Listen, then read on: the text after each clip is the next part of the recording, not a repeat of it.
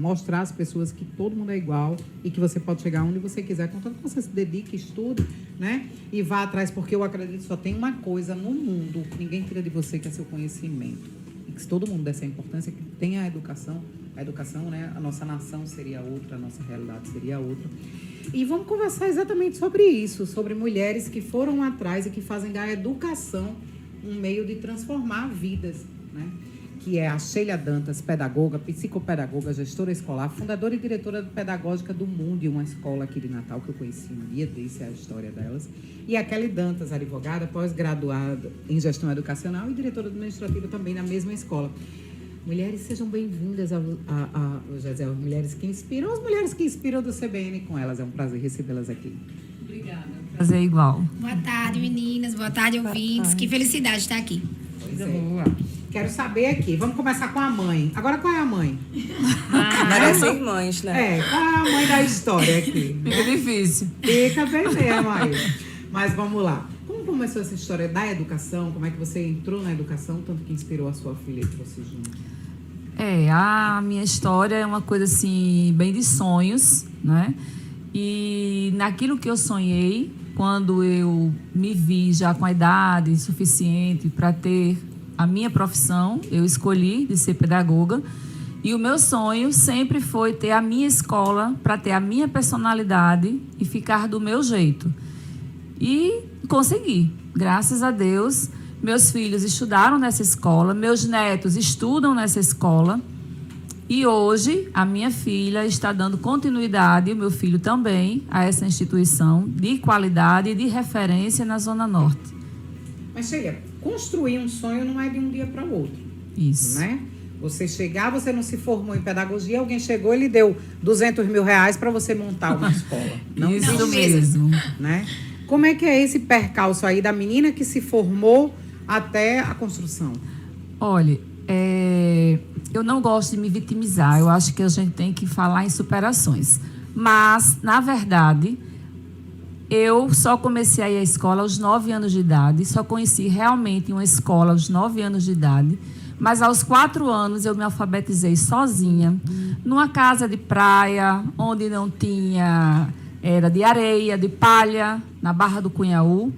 Não tinha adultos que me ajudassem, a não ser o meu pai e minha mãe, que também não tinha tanta condição. E assim eu fiz amizade com os filhos de pescadores e comecei a educá-los, tentar, né, através de uns livros paradidáticos que minha avó mandava para essa cidade.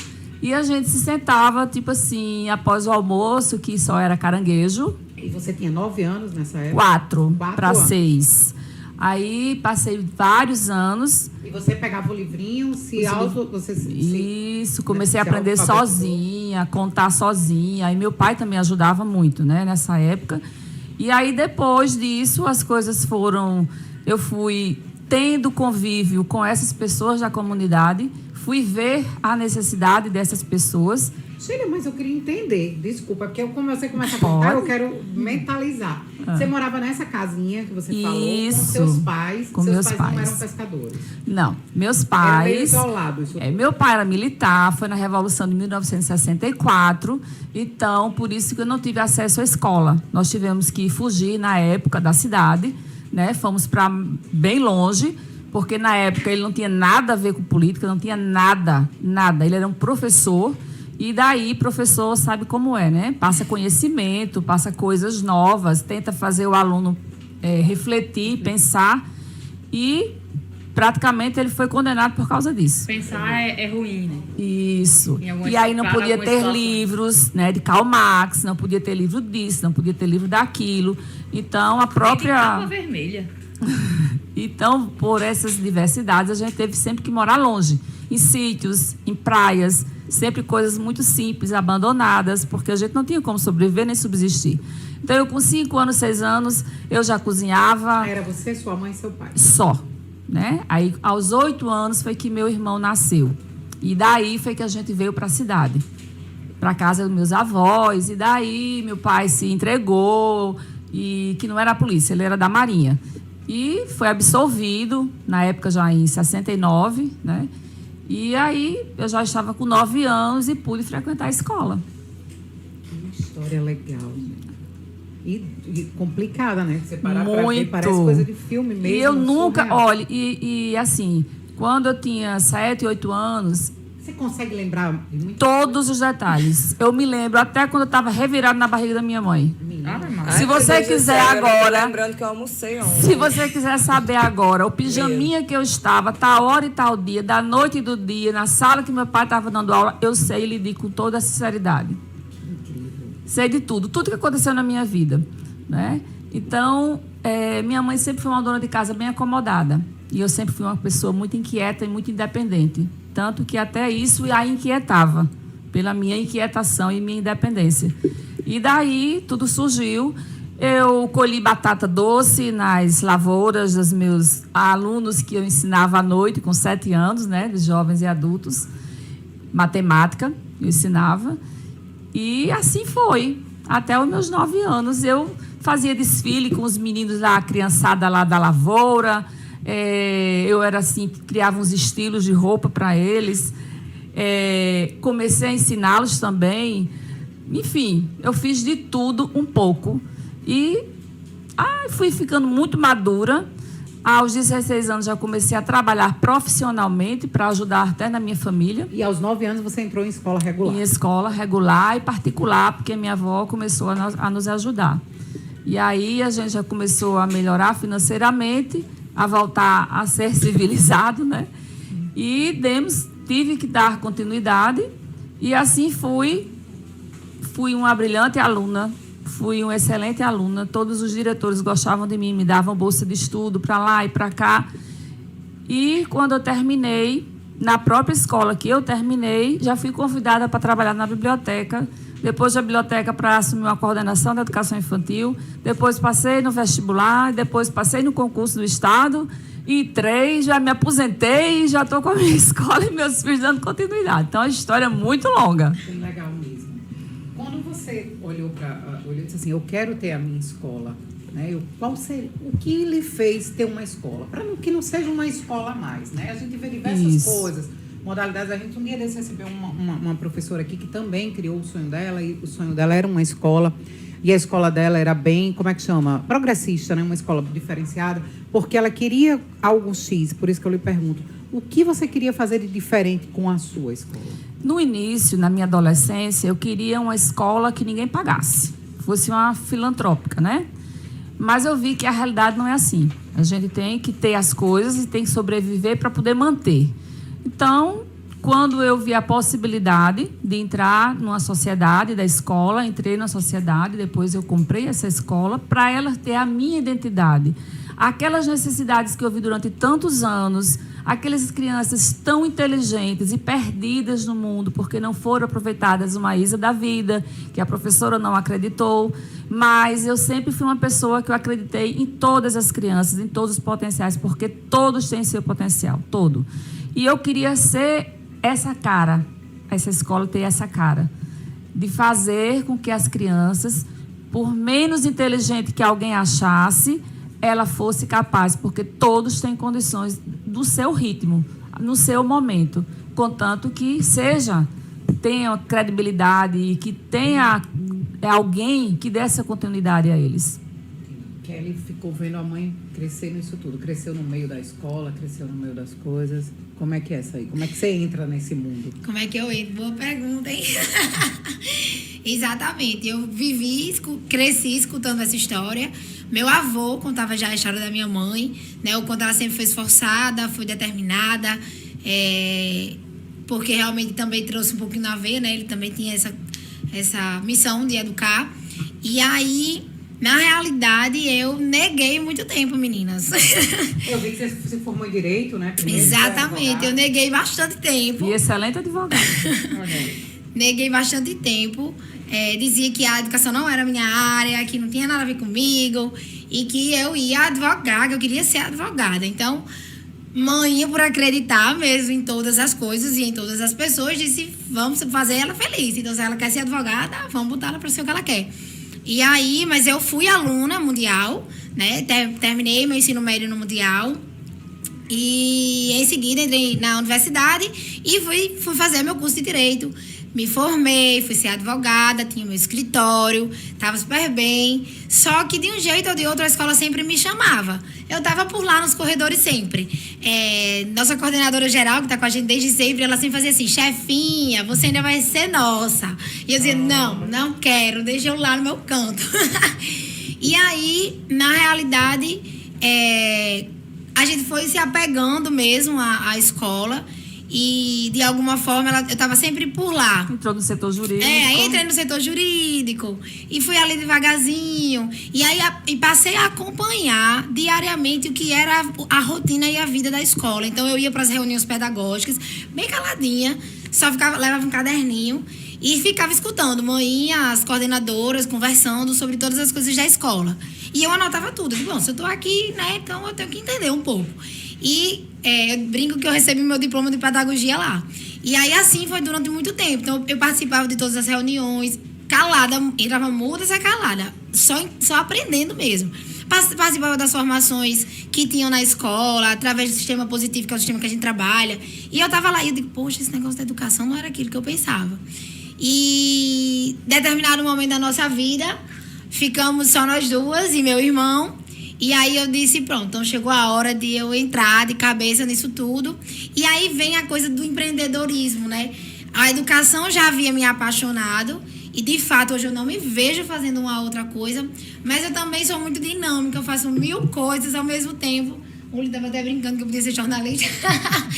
E aí me veio essa veia do empreendedorismo.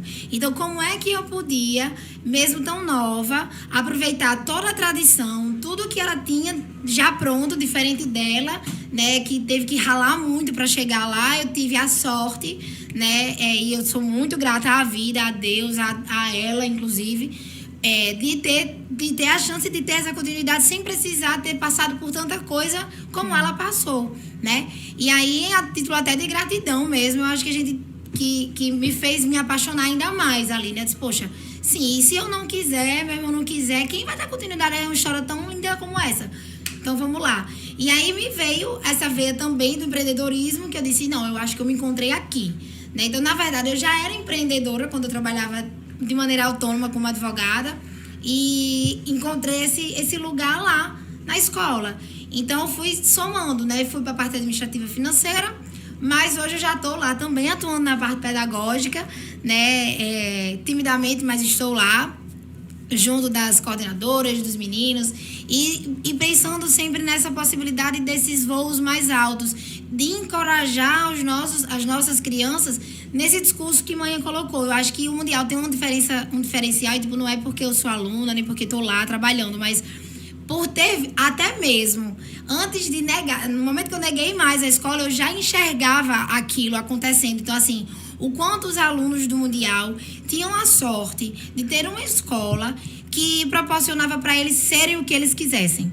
Então, assim, de lá saíram bailarinas pro Bolshoi, de lá saíram meninas para serem engenheiras, meninos para serem aviadores. Então, donos de circo. Então, assim, das mais variadas produções, profissões. E aí a gente para pensar, óbvio, não é toda escola, que a gente sabe que tem muita escola que parece que só medicina e direito é que, nossa, são os cursos, você só vai ser gente se você for medicina e direito. E não é assim, né? Então, eu já me encantei pela escola quando eu comecei a ver colegas que estudaram comigo em N profissões. A gente tem vários empreendedores na Zona Norte, né? Que são nossos ex-alunos e que estão levando os alunos para lá. E aí eu disse: poxa, então é bem isso. É bem isso mesmo. E, enfim, e aí fui ficando de mansinho. E hoje não me vejo fazendo outra coisa. E fico muito feliz de poder ter a confiança também de manhã de entregar, né, de certa forma, esse legado todo que ela construiu, né, para que eu possa dar continuidade. Porque escola não é só educação, né? Escola tem toda uma parte administrativa. Gente, eu acho que escola é a sala de aula. Gente, escola é como se fosse um evento todo dia. É bem isso. E todo dia um evento diferente. Eu trabalho com congresso de grande porte e trabalho também para o Colégio C aqui na Romualdo. E eu fico assim, às vezes, olhando 3.000, 2.000 pessoas entrando todos os dias e saindo. E cada uma com um comportamento diferente. O que é estar com todas as salas preparadas, todos os ambientes limpos, todo não sei o que mais lá. Sabe? Toda a alimentação pronta, todas as rotinas organizadas, no lugar. Não é fácil, não, minha gente. É uma coisa de louco. É uma força-tarefa gigantesca mesmo. É incrível. E contar principalmente com uma coisa, porque vocês sozinhas, você pode organizar a direção da escola, você pode organizar o financeiro, mas vocês dependem de uma gama de funcionários, que eles estejam mesmo. bem, que eles passem, entendam a filosofia de vocês e passem essa filosofia. É fácil? E na nossa escola a gente tem um diferencial que o porteiro é a pessoa, uma das principais peças fundamentais da nossa escola. É verdade. O ASG, o da cantina, são as funções mais simples, aparentemente, mas são as mais importantes para que a escola funcione e aconteça isso que ela está falando, É né? que é onde dá a condição, né, do negócio acontecer. Como é que É outra coisa também que me chamou a atenção para terminar indo trabalhar e aceitar, né, tá aí nessa função que eu tô hoje, principalmente por conta disso, assim, existe uma gestão muito humanizada. E isso me impressionou, que era uma coisa que antigamente você não via falar. E hoje é uma dos pontos X de diferencial quando você quer empreender no seu negócio, é você pensar nessa gestão humanizada, né? Na qualidade de vida desse profissional que está com você, principalmente agora, né, pós-pandemia, momento de pandemia, não foi fácil para os professores, né? Foi um momento muito difícil e a gente conseguiu funcionar com uma maestria e principalmente sempre pensando no lado emocional, sabe, dos nossos profissionais. Então, acho que isso é fundamental. Eu acho que quem está ouvindo a gente, que é empresário, é muito importante que a gente sempre olhe com muito carinho, conheça mesmo quem está trabalhando com você, porque você sozinho não vai dar conta. Você precisa de todo mundo, né? Não dá, ninguém faz nada só. Gente, a gente vai dar uma parada rapidinha para o Repórter CBN. Já a gente volta com mais mulheres que inspiram. O esporte educa, São o esporte evita. transformadores. Evita problemas como esse agora, o SEDUC, lá aquele centro de educação, né, de menores, lá em Pitbull. Nesse exato momento tem um grupo fazendo um dos orientadores de refém, para a gente entender o que faltou para essas crianças que estão lá dentro. Né? Eu tenho certeza que a educação foi um dos pilares que deve ter faltado para eles. E era isso que eu queria conversar um pouquinho com vocês também, de como é fazer parte da educação dessas crianças, né? Num país que a educação é uma coisa que falta tanto. Bem, particularmente eu fico muito feliz por estar nesse contexto, de poder melhorar, de acrescentar, de fazê-los refletir, de fazê-los acreditar na vida, acreditar naquilo que é possível, naquilo que transformar que você pensa no que é impossível ser possível. E isso são possibilidades e são probabilidades de uma vida bem melhor lá na frente. E eu fico feliz por isso. Eu posso precisar bem rapidinho. Lógico, fica à vontade. Porque me veio, assim, a gente estava conversando no intervalo, e eu acho que também é uma das coisas que mais me motivou a abraçar a escola, abraçar a educação como meio de vida. É a transformação, a gente vê acontecer. Então, assim, eu vim do jurídico, né? Vim do judiciário, a gente sabe o quanto a gente pena, o quanto demora uma sentença, o quanto demora um despacho, o quanto demora tudo. Que não é fácil, né? O judiciário está cada vez mais inchado, mais deficitário, mas a gente consegue ver a transformação acontecer na escola. Então, quando você vê um menino, uma menina aprendendo a ler, sabe? Aprendendo a desenhar, melhorando os seus movimentos, né? Suas habilidades. Quando você vê um menino no ensino médio que deseja ser o que é, a gente que tem 22 anos, tipo assim, vê um menino com 2 anos na escola e lá atrás ele escreveu uma cartinha na escola dizendo o que queria ser. E aí, em seguida, anos passam rapidamente, a gente vê esses meninos voltando sendo aquilo que eles disseram com 2 anos de idade. Então, acho que a gente consegue, pela educação, ver essa transformação real acontecendo no ser humano, que reflete diretamente na nossa sociedade. Então, enquanto a gente não olhar com cuidado e com carinho para a educação, a gente, infelizmente, vai continuar a nação atrasada. Sheila, a gente pega essas crianças, né? Como vocês estão falando, a criança começou pequenininho e foi se educando e foi crescendo. Isso é o normal e o que quando a gente está grávida sonha que o filho vai acontecer. Nem sempre é. Isso. Tem uns meninos que parece que nasceram com alguma outra coisa ou faltou alguma outra coisa dentro de casa, que seja dentro de casa ou seja de temperamento. Na sua opinião, quando a gente tem crianças, que eu não sei como é que a gente poderia chamar, mais difíceis, né? Os meninos que... Tenho certeza que você já teve alguns prêmios desse lá na escola, que ao mesmo tempo devem ser os mais desafiadores, né? Como é que você acha que deve ser? Porque a educação, por mais que a sala de aula um professor sente e vai educar os 25, 40, mas a gente sabe que nem tudo chega igual para todo mundo, né? O desafio desses alunos, como é que é pegá-los? Olha, sinceramente, esse é um desafio maravilhoso.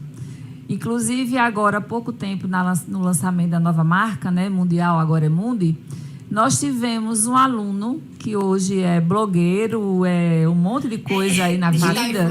Digital influencer. O Leandrinho, ele estava lá junto com o Matheus. Isso. Leandrinho. E ele foi um aluno muito problemático na escola. Ele entrou como bolsista do futsal, convidado por um professor, por um coordenador, e era quem mais vivia na minha sala, na sala da direção. E hoje ele deu depoimentos assim belíssimos na escola para todos os alunos. E hoje é professor também. E ele hoje também é professor.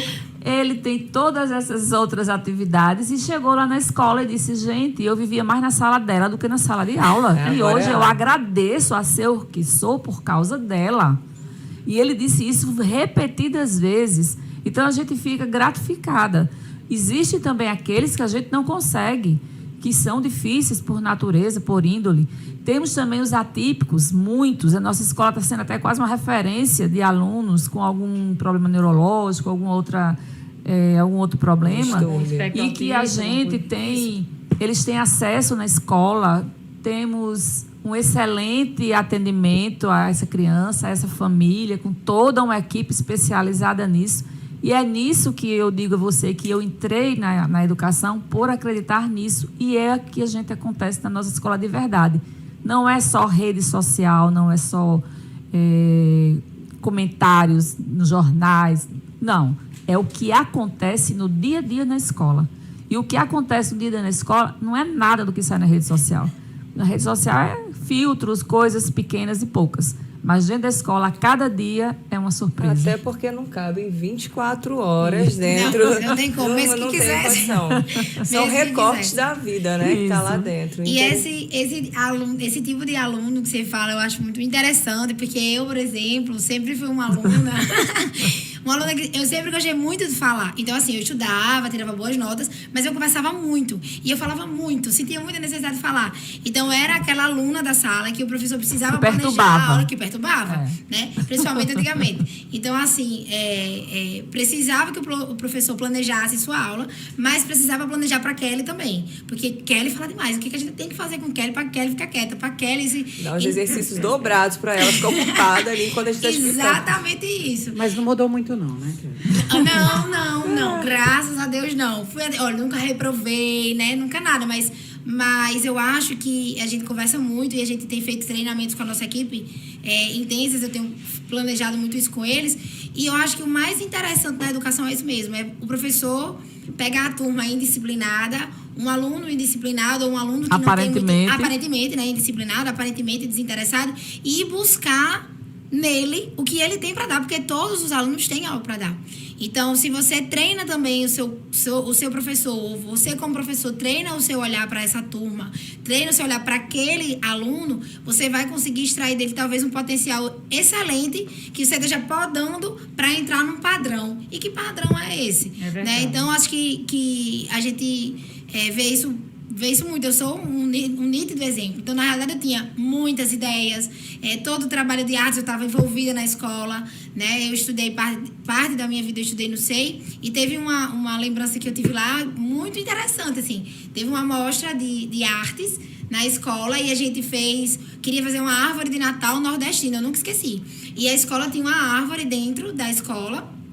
E eu e meus colegas, a gente fez os cordões que enrolavam a árvore de pipoca, pendurou cajus. Então, assim, às vezes o aluno que parece ser disciplinado, ele tem uma mente que quer ir muito mais além criativo. Do que aquilo que está ali, né? Então, acho que olhar com carinho para esse aluno também é um diferencial, inclusive seu como professor, né? É muito de habilidades, né? A história de que o macaco, ele vai subir em árvore muito melhor que o peixe, mas o peixe não deixa de ser um peixe, porque não sabe subir na árvore. Isso, exatamente. É respeitar a diferença. E entender isso e passar isso para o seu corpo, né? De estudo. E vocês que lidam com direção de escola, que lidam com professores, essa filosofia. Hoje a gente falou há pouco tempo aqui no programa de um professor lá na Bahia, professor de artes, que pegou crianças de 11 a 13 anos de idade e colocou para se beijarem. Os que se beijarem ganhariam um ponto, né?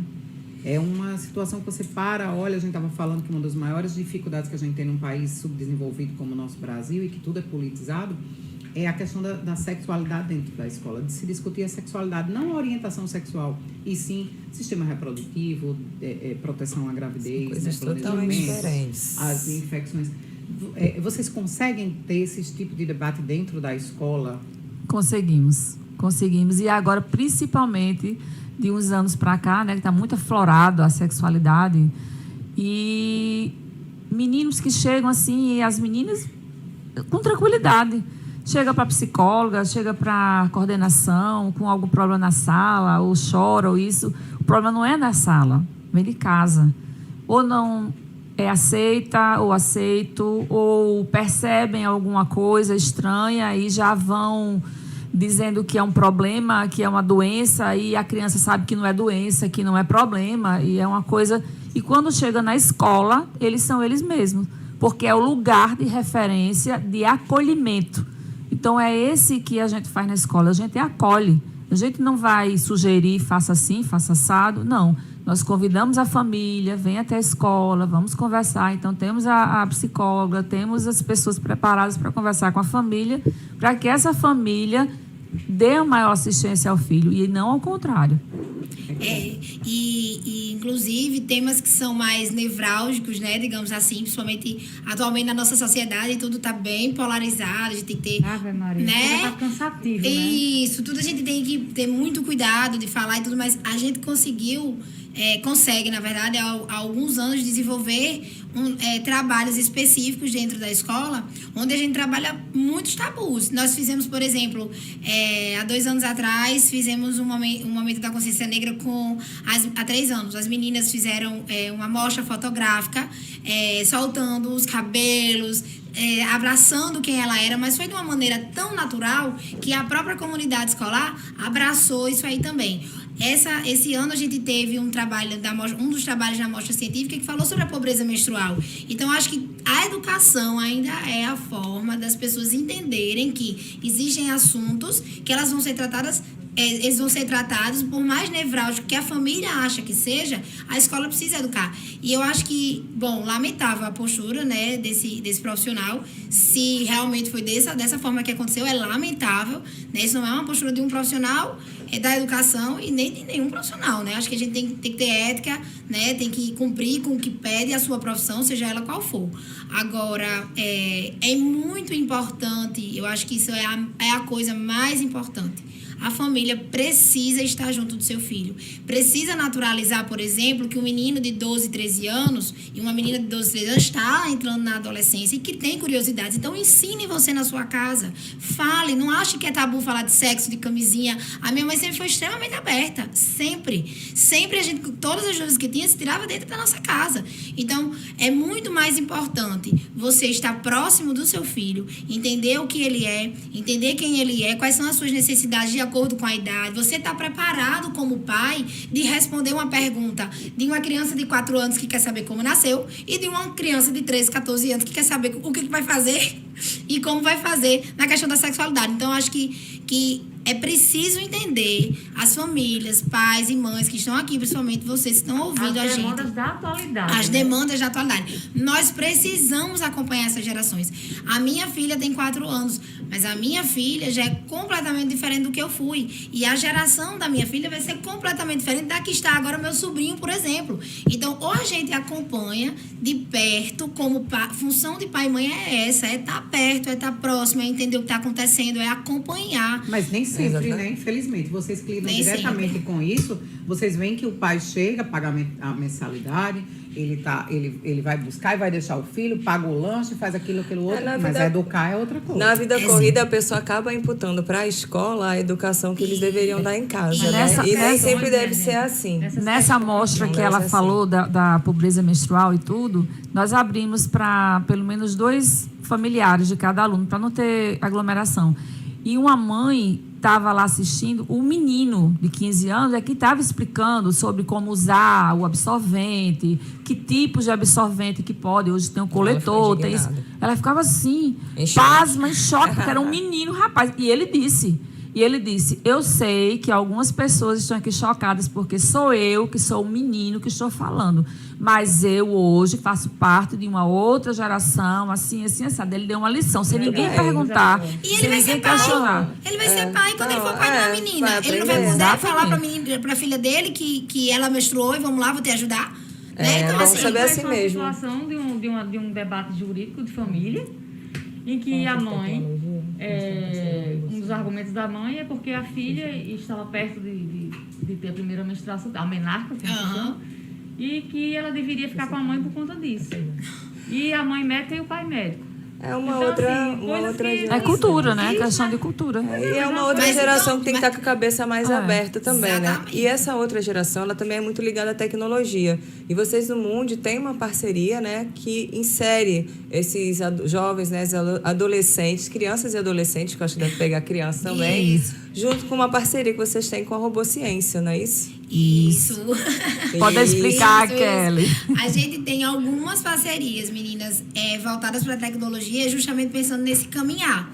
Né? A gente sabe que é outra coisa, assim, bem utópica, vai ser muito difícil. A gente quer muito criar os filhos completamente fora das telas. Eu pensava muito sobre isso quando estava grávida. Não, Maria Flor não vai. Impossível. Né? Não vai pegar esse celular. Gente, é impossível. E outra coisa, é uma geração nativa digital. A gente Isso vai queimando a a língua, literatura né? que fala. Existe, inclusive, Isso, né? exatamente. A literatura científica fala, são nativos digitais. Então a gente não pode tirar dos meninos o que vem para eles. Acho que tem que ser tudo com equilíbrio, Com né, minha equilíbrio, gente? com cuidado. E aí vem de novo a parceria da família. A família está em casa, controlando o que o filho está fazendo, quantas horas passa no celular, isso, aquilo. E aí, quando a gente tem, enquanto escola, algumas ferramentas que nos facilitam tanto o trabalho pedagógico, quanto, por exemplo, o sossego do pai saber que a criança está no celular, mas ela está, por exemplo, lendo, porque a gente tem uma ferramenta na escola chamada Árvore Livros, que o menino lê no seu celular, biblioteca digital. Isso. E aí ele tem uma plataforma de gamificação e tal. Então, imagina você tá no celular, mas saber que seu filho está lendo. Olha que legal. Fazendo algo produtivo, Fazendo algo né, produtivo. gente? E aí a Robociência também entra como esse parceiro de trazer essa robótica, essa ideia. Inclusive no novo ensino médio, vamos ter uma disciplina nova de desenvolvimento de aplicativos. Então a gente precisa falar a linguagem dessa galera, né? Eu acho que hoje o equilíbrio de ver a história de Maninha, de tê-la como a educadora, né? A base da escola na parte pedagógica e tal, e vir e eu me somar a isso, com essa ideia da inovação, da jovialidade, a gente termina conseguindo abraçar aí, entre aspas, o melhor dos dois mundos e vai trazendo a tradição, que é aquilo que o pai quer e que a gente tem, o resultado que a gente tem, que a gente dá, mas a gente também traz aí e traz esse entendimento para os pais que precisam entender que precisa acompanhar seu filho e deixá-lo. Ele precisa ter acesso. A acessibilidade hoje na internet, gente, é fora do normal. E a gente vai ter agora o socioemocional, né? É informação, é isso. E aí, pronto, aí vem o equilíbrio, né? Que aí a gente vai, sabe de tudo isso, sabe também o quanto a ferramenta digital, se ela for mal utilizada, não dá certo, mas a gente tem aí agora, somando a tudo isso, a plataforma socioemocional com o Rossandro Klinger, que vai assinar na nossa escola. Então, assim, a gente está sempre tentando balancear, equilibrar, porque equilíbrio é tudo, né? E para uma criança, principalmente, né? Equilíbrio é tudo. Equilíbrio mesmo, educação, são várias coisas que eu acho que anda faltando para que a gente tenha, para que a gente tenha essa sociedade, né, o reflexo dessa sociedade, mas que também que a gente tem exemplos incríveis, alguns que até vindo de vocês, uma menina do inglês, tem umas coisas aí que eu leio, que o Ulisses sempre manda pra gente, mas educar eu acho que é uma das coisas mais complicadas. Né? Mas é muito bonito. Complicadas como pai, como professor, e quando o professor pega aquela sala de aula que começa os debates e um filho chega em casa e o debate, para explicar para o pai, não explica exatamente como aconteceu. Aí o pai corre para a escola para saber o que aconteceu. Eu me lembro, aí vale a pena puxar o tradicional. Exato. Por quê? Antigamente, nós éramos educados como estou com a minha mãe aqui. Eu chegasse em casa contando uma história, a mãe dizia, vou na escola e vou verificar o que aconteceu. Ela não acreditava primeiramente no que eu estava falando. Primeiro porque eu era uma criança ou uma adolescente. E a O professor era autoridade na vida, né? Exatamente. Só que agora não. O pai pega o bonde andando, do jeito que o menino entendeu. Volta pra escola. Não, Já primeiro ele sobe vai pra no internet. ponte, Ainda vai pra Xinga internet. bem muito. Pronto. Primeiro ele escracha na internet. Sobe no bonde, abre o Instagram, Exatamente. já Aí tudo. quando chega na escola já é acusando e Isso. acuando. Aí, às vezes, quando chega, que escuta, às vezes, me desculpe, é porque não. Então, assim, eu acho que se a gente tem ainda um público que pensa sobre a escola tradicional, da forma tradicional, então vamos educar também de forma tradicional, né? E para isso eu preciso acompanhar meu filho. Exato. Para eu saber quem ele é, né? Exatamente. Meninas, Sheila e Kelly, foi um prazer recebê-las. Nossa entrevista voou, conhecer um pouco da história de vocês, né? História surpreendente, Sheila. Parabéns pelo seu sucesso, Grata. pela sua determinação, né? Por essa história Ficamos de muito sobrevivência mesmo, por ter educado o Kelly aí tão bem e fazer parte da educação de tantas e tantas crianças potiguares aqui, principalmente numa região, Zona Norte, que a gente sabe que é uma região que mais cresce no nosso estado, uma região riquíssima, mas que é uma região que também tem traços de violência, tem traços, né, de pobreza também, bem próximo de vocês. Parabéns por tudo isso. Quando é que a gente conhece mais do mundo nas redes sociais? Vamos lá, segue a gente nas redes sociais, o nosso Instagram, @mundialcc, e lá você consegue acompanhar toda a rotina da escola, tudo que está acontecendo. Também pode encontrar nossos materiais pedagógicos no nosso canal do YouTube, o Mundial Colégio Curso. Então lá tem tudo, falando de todas as plataformas que a gente trabalha, tem vídeos bem interessantes para assistir, inclusive para você, pai, que nem é pai da Zona Norte, mas quer conhecer um pouco mais, quer entender um pouco mais sobre a educação, vai lá que a gente tem lives super interessantes, vale a pena assistir. E a gente também tem o 3214-6161. Se me E permitem, já estamos na matrícula. Se me permitem, já estamos na matrícula, temos preços promocionais. Eita, vai até que lá que resto. vai dar certo. Obrigada, menina. Obrigada. Obrigada. Suzana, Silvinha, Suene, Paulo.